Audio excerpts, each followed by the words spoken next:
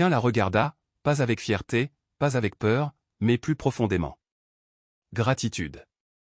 Il leva la main indemne, toucha sa joue. Tu m'as sauvé la vie. Elle secoua la tête. Tu as sauvé la mienne d'abord. Pour la première fois depuis leur rencontre, Elisa se pencha et posa son front contre le sien. Plus de fuite. Plus de doute. Le vent du désert hurla autour d'eux, sauvage et tranchant. Mais leurs cœurs, pour la première fois, restèrent immobiles ensemble. Le ciel vira à l'acier contusionné alors que le crépuscule tombait sur la vallée minière abandonnée. Des collines déchiquetées les entouraient comme des dents brisées, silencieuses mais vigilantes. Qu'un s'affaissa contre Elisa à cheval, son épaule saignant à travers un bandage trempé 2 fois. Sa peau brûlait sous ses doigts, trop chaude, trop pâle. Elle guida le cheval lentement vers l'entrée de la mine. Les madriers étaient à moitié pourris. Les rails cassés et enterrés sous le sable. Une pancarte tordue pendait encore à une chaîne rouillée. Durham 7. Morte depuis des années, oubliée, vide. Parfaite. Elisa descendit la première, l'aida à mettre pied à terre. Il tituba, faillit s'effondrer, mais elle le rattrapa. Tu vas te reposer maintenant, dit-elle fermement. Plus de mouvement. Qu'un ne discuta pas. Il n'avait pas dit un mot depuis qu'elle avait abattu le chasseur de primes. Sa respiration était courte, saccadée. La couleur avait quitté ses lèvres. À l'intérieur, la mine était plus fraîche, plus sombre. L'odeur stagnante de charbon ancien et de roches humides collait à l'air. Elle trouva une plateforme en bois laissée par les mineurs et l'allongea dessus, le couvrant de leur dernière couverture. Elle alluma une petite lanterne, la garda basse. Les ombres dansaient sur les murs comme les fantômes d'hommes jamais ressortis. Il tenta de s'asseoir. On ne peut pas rester ici. Trop longtemps. Je sais. Murmura-t-elle en s'agenouillant à ses côtés. Mais tu saignes à mort. Je dois recoudre. Qu'un serra les dents pendant qu'elle travaillait, enfilant l'aiguille de main tremblante, se forçant à ne pas pleurer. Il ne tressaillit pas quand l'aiguille perça sa peau. Ne parla pas, se contentant de fixer le plafond comme s'il pouvait surpasser la douleur en l'ignorant. Dehors, le vent avait changé. On les traquait à nouveau. Elisa vérifia le fusil, chargea toutes les balles restantes. Puis elle la vit. Des caisses poussées dans un coin éloigné, à moitié couvertes de poussière et de bâches déchirées. De la dynamite, vieille, craquelée, mais viable. Elle agit par instinct, rapide et silencieuse. Elle disposa une série de charges le long du puits inférieur, les relia à une mèche, puis remonta un rouleau libre jusqu'à l'entrée. Elle laissa un chemin ouvert, juste assez large pour 2 hommes. En file indienne.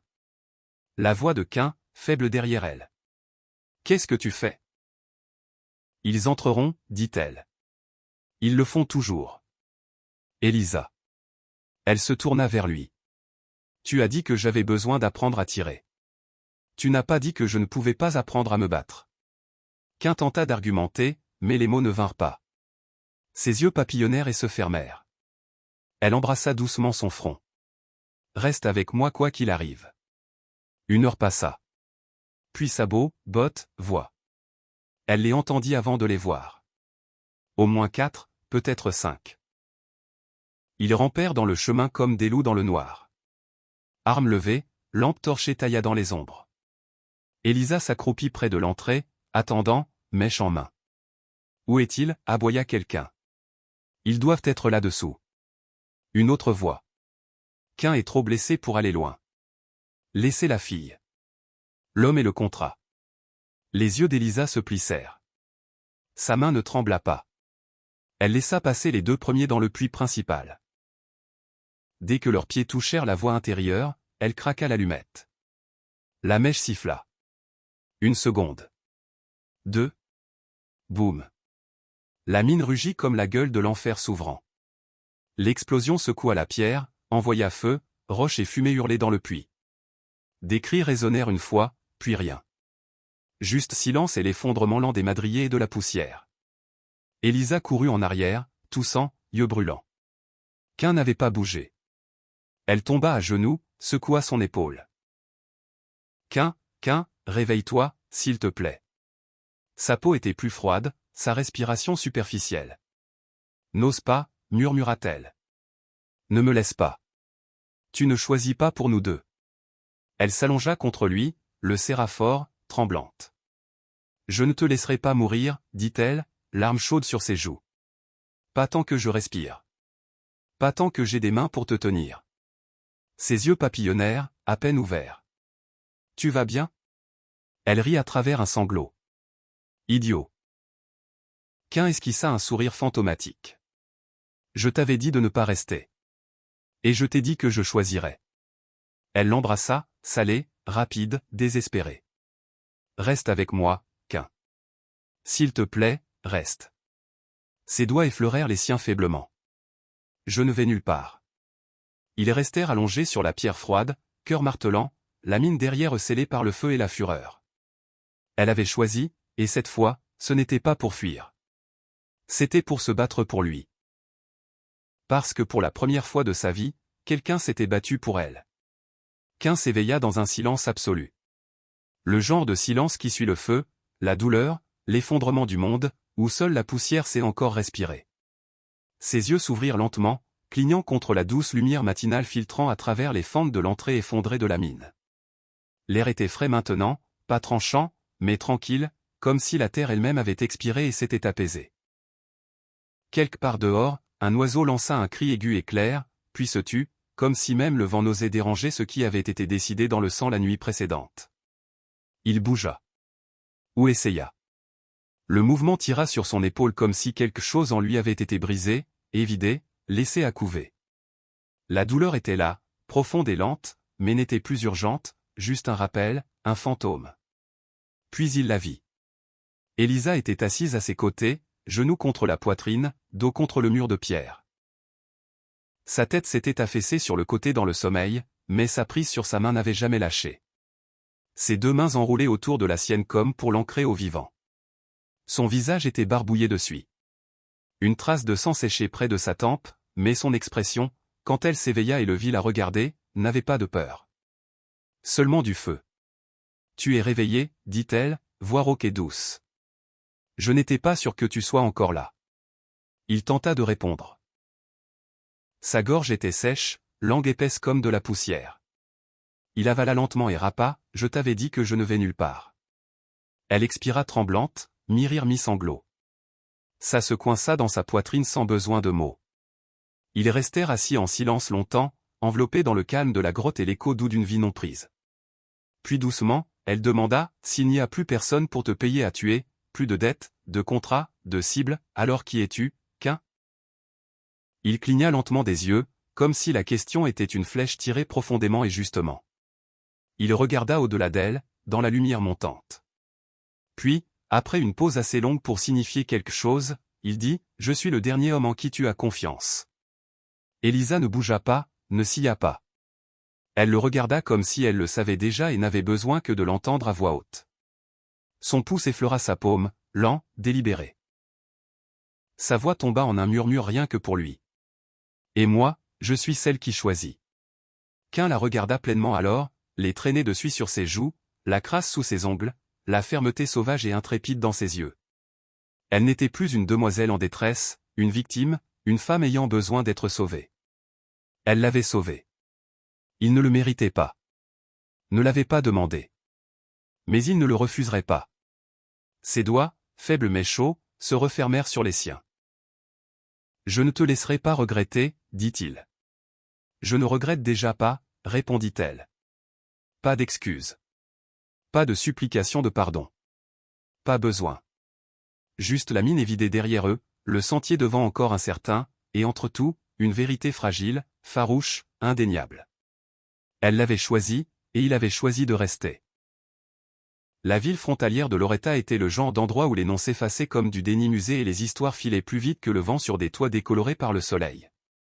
C'était une ville bâtie sur des secondes chances, où le passé n'était que rarement mentionné à voix haute, et les cicatrices faisaient partie de la poignée de main d'un homme. La poussière collait aux bottes malgré tous les essuyages.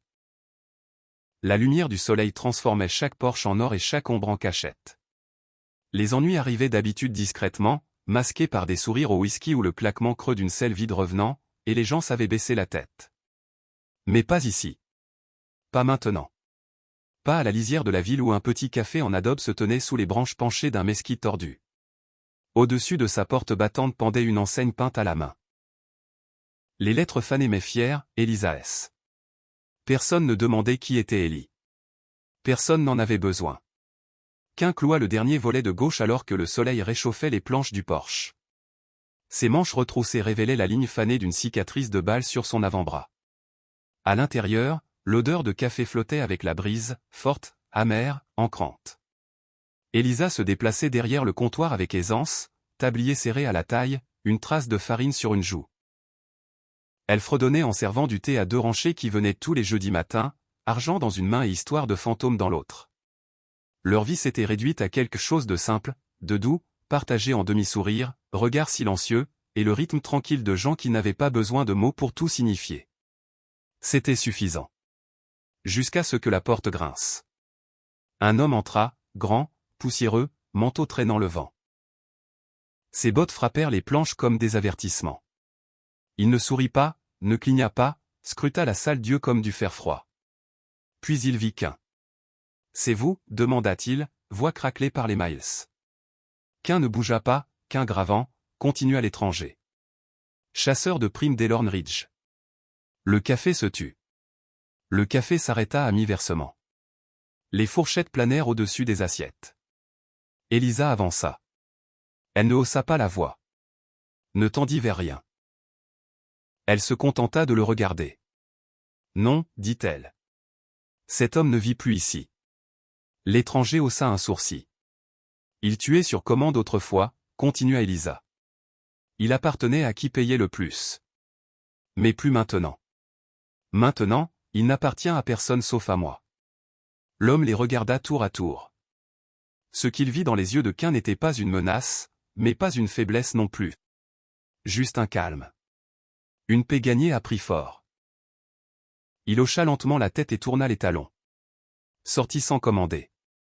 Qu'un expira. Elisa se tourna vers lui, essuyant ses mains sur son tablier, voix basse. Pas tout le monde a besoin d'explications. Les lèvres de Qu'un frémirent, un sourire petit mais vrai. Ils restèrent là un moment, le café reprenant son calme. Le vent balaya la poussière sur le porche. Le soleil commença sa lente descente derrière les collines, jetant une lumière dorée sur tout ce qu'il touchait. Elisa regarda l'horizon, puis Qu'un. Et dit doucement, il a été envoyé pour me tuer, mais a choisi de me sauver, et à la fin, je l'ai choisi, lui, non pour vivre, mais pour me sentir enfin vivante. Si cette histoire a touché quelque chose de profond en vous, si vous avez ressenti le vent du désert, la piqûre de la trahison, le tonnerre des sabots, et le murmure de deux cœurs se choisissant dans un monde qui ne leur en donnait jamais la chance, alors vous êtes exactement là où il faut. Ceci est Amour Far West, où la justice est personnelle, l'amour chevauche l'instinct, et chaque balle esquivée est un vœu tenu. Abonnez-vous à notre chaîne pour plus d'histoires crues, émotionnelles de passion, rédemption et survie à travers la frontière américaine indomptée.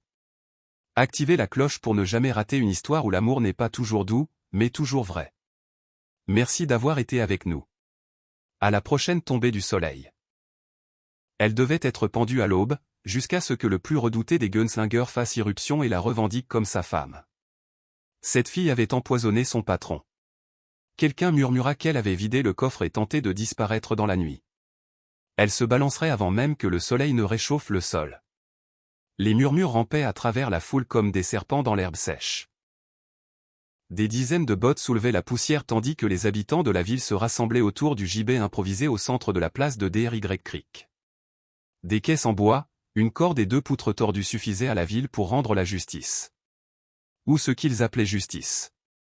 Elisa se tenait au cœur de tout cela, les poignets liés par une corde rugueuse en chanvre, les chevilles écorchées par des menottes en fer. Sa robe, autrefois en coton crème immaculé, n'était plus que des lambeaux collés à sa peau, tachés de terre, de sang et de crachats. Ses cheveux pendaient lâches et sales, couvrant une joue tuméfiée et un œil gonflé qui refusait de s'ouvrir.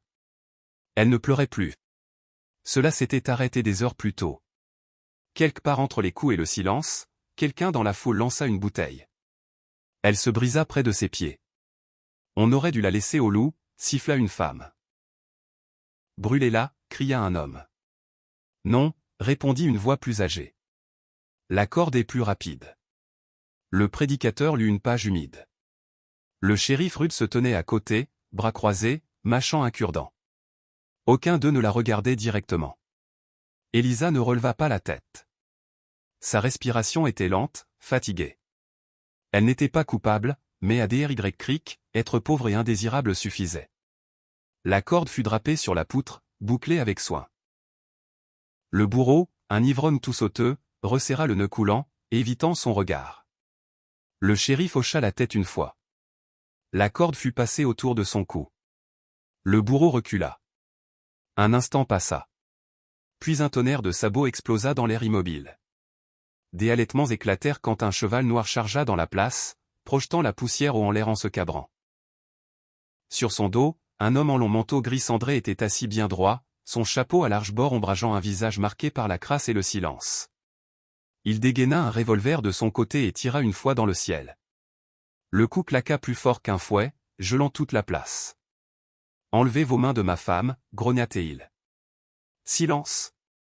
Personne ne bougea. Lâchez la corde, aboya l'homme, son revolver passant du ciel au gibet. Le shérif Rudd avança. Qui diable êtes-vous? Vous ne voulez pas le tester. Il sortit un papier de sa sacoche de sel et le lança près des pieds du prédicateur. Il s'ouvrit en claquant dans la poussière. Un certificat de mariage. Le bourreau hésita, regarda le shérif, puis recula. L'homme mit pied à terre d'un mouvement fluide. Ses bottes heurtèrent le sol avec un bruit sourd qui fit trembler les planches. Il gravit les marches du gibet. Elisa ne leva pas les yeux même quand il toucha son bras. « Ça va » demanda-t-il doucement. Elle ne répondit pas. Ses genoux fléchirent. Il la rattrapa avant qu'elle ne tombe, la souleva dans ses bras et se tourna. Un coup de feu retentit derrière eux, mais son revolver fut plus rapide.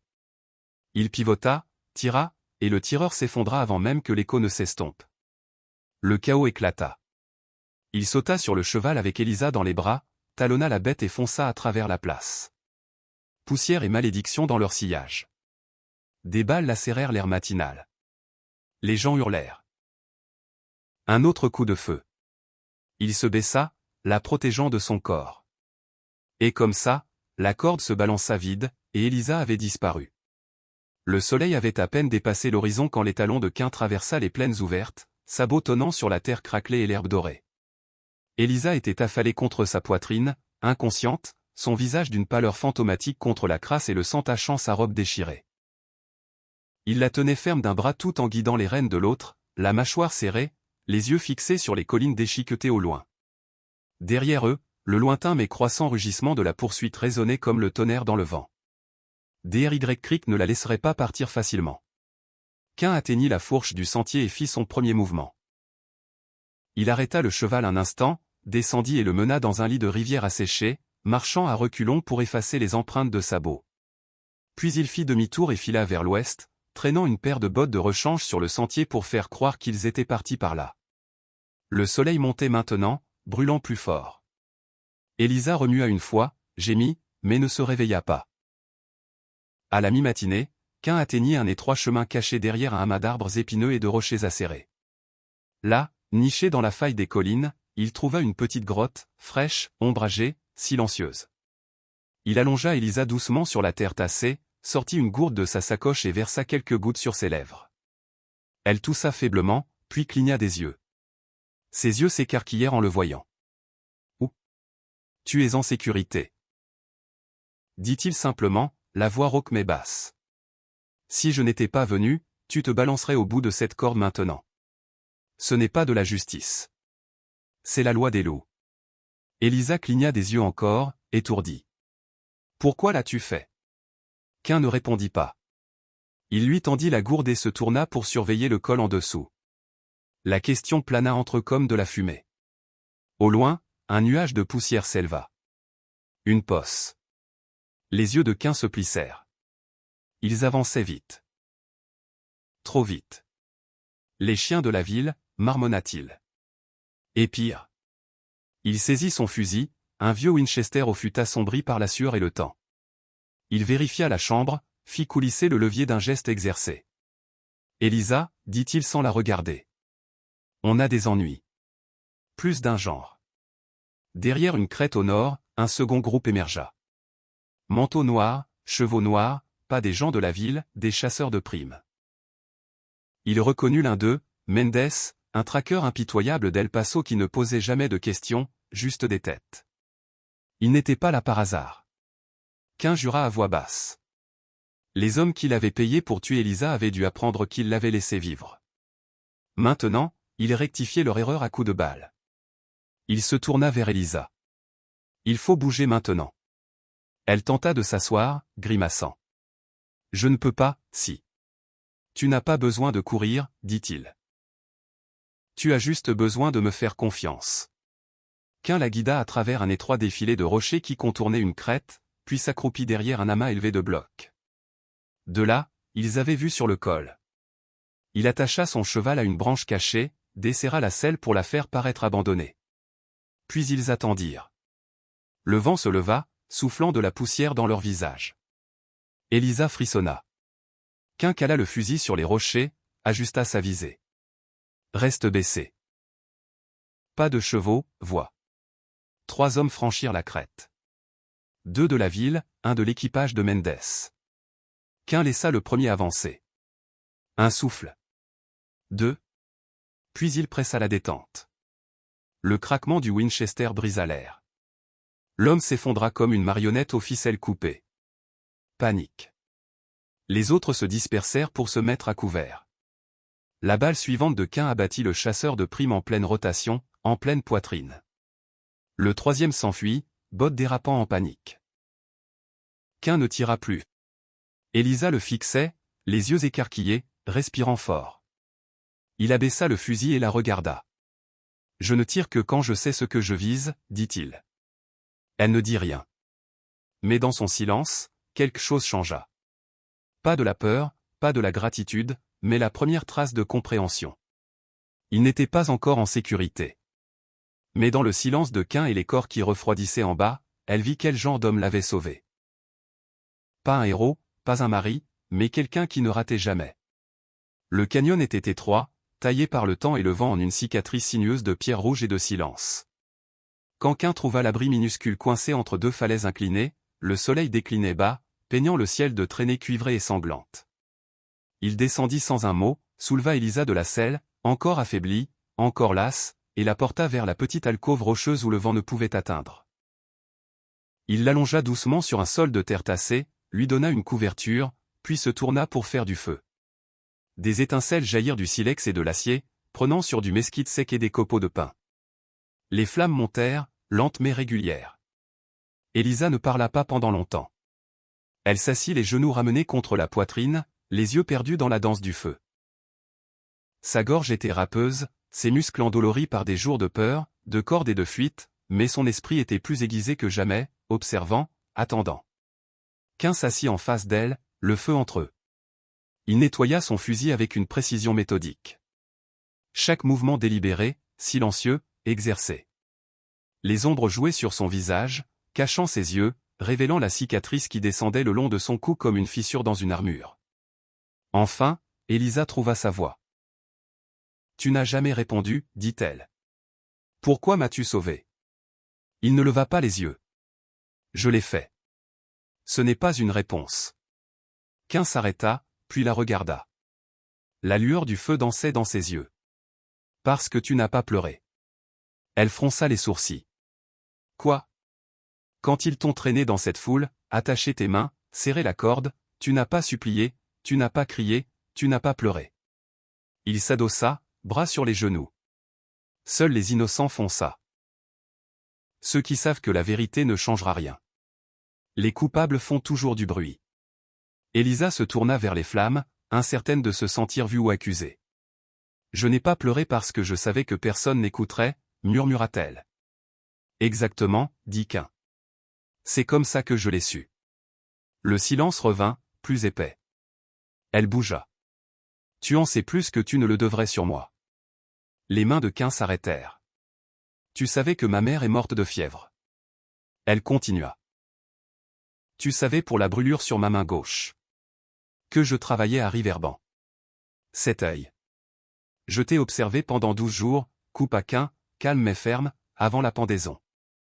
Son sang se glaça. J'ai été engagé pour te tuer. Un boulot propre. Un tir, fini. La respiration d'Elisa se bloqua. Mais je ne l'ai pas fait. Je ne pouvais pas, il la regarda vraiment maintenant. Parce que j'ai vu comment tu vivais. J'ai vu les mensonges. J'ai vu te donner ta nourriture à un garçon affamé. Prendre des coups pour défendre une autre fille. J'ai vu la peur dans les yeux de ton patron, pas dans les tiens. Elle ne parla pas. Ne pouvait pas, tu devais mourir pour le crime de quelqu'un d'autre, conclut-il. Cette nuit-là, elle ne dormit pas. Qu'un était allongé près du feu, yeux fermés, mais oreilles attentives. Elisa veillait, cœur battant. Elle observait les ombres ramper sur les parois du canyon. La vérité dans sa voix résonnait plus fort que n'importe quel coup de feu. Quelque part dans le noir avant l'aube, elle se leva, ramassa ses affaires, avança silencieusement. Elle tendit la main vers ses bottes usées et trouées, et s'arrêta. À côté, une paire neuve, cuir souple, à sa taille, et dessus un bout de papier plié. Si tu fuis, au moins fais-le confortablement. Elle le fixa. Ses doigts tremblèrent. Ses yeux dérivèrent vers Cain, toujours allongé près du feu, immobile. Savait-il qu'elle essaierait, ou avait-il juste accepté qu'elle pourrait? Elle s'agenouilla près des bottes. Mais ne les chaussa pas. Au lieu de cela, elle s'assit en silence. Quand le feu siffla bas et que l'aube embrassa les parois du canyon d'or, elle se leva et marcha vers lui, s'assit en face. Cain ouvrit les yeux. Elle soutint son regard. « Je ne vais nulle part, dit-elle. » Il hocha la tête imperceptiblement. « Je ne pensais pas que tu le ferais. » Il ne dit rien d'autre, mais quelque chose changea, discrètement, comme de la poussière captant la lumière du feu. Une confiance pas encore construite, mais reconnue, et peut-être, juste peut-être, naissante. Le canyon s'était fait plus tranquille au fil des jours. Le ciel, autrefois brûlant, s'adoucissait en un bleu pâle, le vent murmurant bas à travers les buissons comme un vieux chuchotement. Cain était parti chasser des lapins juste avant le crépuscule, laissant Elisa avec le feu et une casserole de haricots mijotants. Il n'avait pris que son couteau, faisant confiance à la terre et au silence pour faire la moitié du travail. Elisa bougeait lentement en nettoyant leurs maigres affaires, gourdes, assiettes, le bord d'une couverture déchirée. Quand elle atteignit le manteau de Cain, jeté négligemment sur un rocher, elle le plia pour le ranger avec les siens. C'est alors que quelque chose tomba de la poche intérieure. Elle se figea. C'était un petit bout de papier jauni, plié, taché au coin. Son nom la fixait en encre fanée. Elisa aime $500 propres payés.